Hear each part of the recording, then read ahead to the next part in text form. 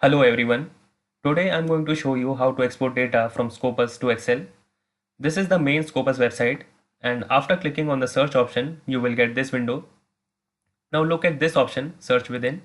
You can search your documents by article title, abstract, keywords, authors, first author, source title.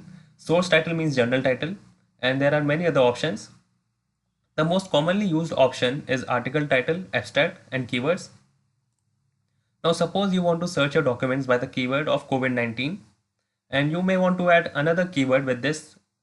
Now look at this option, add search field, and Scopus gives you three options, three operators, and, or, and not.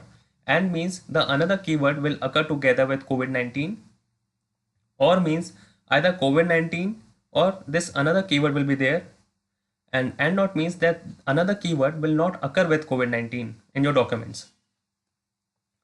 Now suppose the another keyword I want to add is financial management. Now go to search.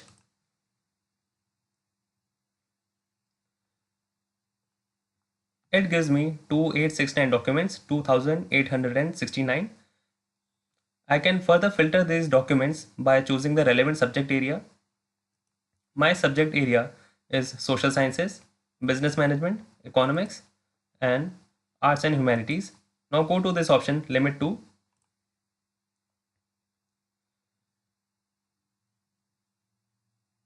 Now there are 974 documents. Okay, now go to this option, all, and go to this option, CSV export. Now you can select or deselect the information you want according to your needs and preferences. For the purpose of bibliometric analysis, the information that you require is citation information and abstract and keywords, and these other information are not relevant. Okay, so I'm going to deselect them. Now go to export.